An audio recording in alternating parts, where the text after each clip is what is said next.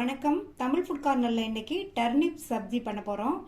இதனுடைய டேஸ்ட் ரொம்ப நல்லாயிருக்கும். ரொம்ப ஈஸியாக பண்ணிடலாம். இது சாம்பார், பருப்பு சாதம், வெரைட்டி ரைஸ் எல்லாத்துக்கும் சைட் டிஷ்ஷாக வச்சு சாப்பிட்றதுக்கு நல்லாயிருக்கும். இப்போ எப்படி பண்ணுறதுன்னு பார்க்கலாம். இந்த சப்ஜி பண்ணுறதுக்கு 1/4 கிலோ டர்னிப் எடுத்திருக்கேன். ஃபஸ்ட்டு டர்னிப்போட காம்பை கட் பண்ணிவிட்டு டர்னிப்போட மேல் தோலை சீவிக்கலாம்.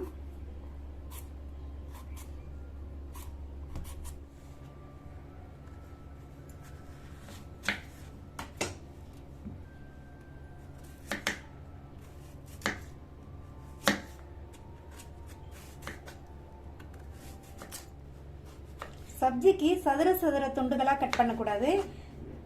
கொஞ்சம் அகலமாக கட் பண்ணிக்கணும். அதே மாதிரி ரொம்ப திக்காக கட் பண்ணக்கூடாது. கொஞ்சம் தின்னாக கட் பண்ணிக்கணும்.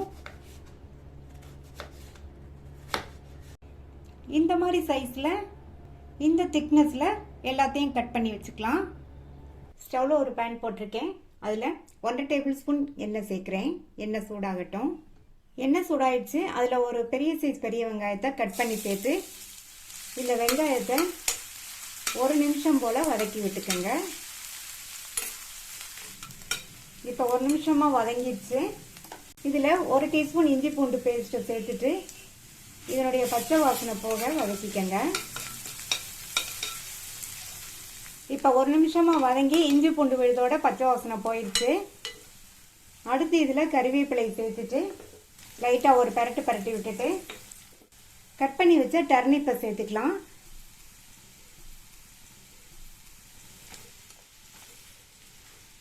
இந்த டர்னிப்பை சேர்த்துட்டு ஸ்டவ்வை லோ மீடியம் ஃப்ளேமில் வச்சுட்டு ஒரு 4-5 நிமிஷத்துக்கு நல்லா வதக்கிக்கணும். இந்த மாதிரி வதக்கினோம்னா டர்னிப் ஓரளவு வெந்து வந்துடும். இப்போ 4-5 நிமிஷமாக வதக்கி டர்னிப் ஓரளவு வதங்கியிருக்கு.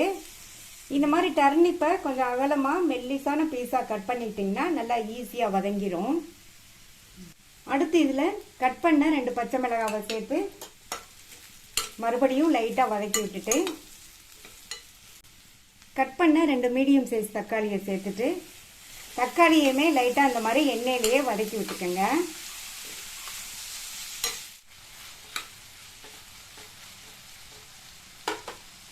தக்காளியை வதக்கி விட்டாச்சு. அடுத்து இதில் 1/4 டீஸ்பூன் மஞ்சள் தூள், 1 டீஸ்பூன் தனி மிளகாத்தூள். பச்சை மிளகாய் சேர்த்துருக்கிறதுனால இந்த அளவு காரம் கரெக்டாக இருக்கும். 2 டீஸ்பூன் கொத்தமல்லி தூள். அடுத்து இதில் 1/2 டீஸ்பூன் சோம்பு தூளும் 1/2 டீஸ்பூன் சீரகத்தூளும் சேர்த்துட்டு இதுக்கு தேவையான அளவு உப்பு சேர்த்துக்கலாம். உப்பு சேர்த்துட்டு நல்லா கலந்து விட்டுருங்க. சேர்த்து இந்த மசாலா தூளோட பச்சை வாசனை போகிற அளவுக்கு ஒரு 2 நிமிஷம் வதங்கிட்டு இருக்கட்டும். இப்போ 2 நிமிஷமாக வதங்கி நம்ம சேர்த்த மசாலா தூளோட பச்சை வாசனை எல்லாம் போயிடுச்சு. இது கூட 1/2 கப் தண்ணி சேர்த்துக்கலாம். தண்ணி இந்த அளவு சேர்த்தா போதும். ஏற்கனவே நம்ம டர்னிப்பை 4-5 நிமிஷத்துக்கு எண்ணெயிலேயே வதக்கிட்டோம். அதனால் சீக்கிரமாகவே வெந்துடும். இதை மறுபடியும் நல்லா ஒரு தடவை கலந்து விட்டுட்டு மூடி போட்டு ஸ்டவ்வை லோ மீடியம் ஃப்ளேமில் வச்சுருங்க. எல்லாம் ஒன்று சேர்ந்து வெந்து காய் நல்லா குக்காகி வரட்டும். இப்போ 4 நிமிஷம் ஆச்சு. டர்னிப் இந்த மசாலாவோடு சேர்ந்து நல்லா சாஃப்டாக வெந்துருச்சு. ஆல்மோஸ்ட் நம்மளுடைய சப்ஜி ரெடி ஆயிடுச்சு. கடைசியாக இதில் நல்லா பொடியாக கட் பண்ணால் கொத்தமல்லி இலைகளை தூவிட்டு நல்லா ஒரு தடவை மிக்ஸ் பண்ணி விட்டுறலாம். டர்னிப் வாங்கினா நீங்கள் ஒரு தடவை இந்த மாதிரி சப்ஜி ட்ரை பண்ணி பாருங்கள். ரொம்ப சூப்பராக இருக்கும். இப்போ ஸ்டவ் ஆஃப் பண்ணிடலாம். நம்மளுடைய டேஸ்டான சப்ஜி சூப்பராக ரெடி ஆயிடுச்சு. நீங்களும் ட்ரை பண்ணி பார்த்துட்டு உங்கள் கமெண்ட்ஸை சொல்லுங்கள். தேங்க்யூ.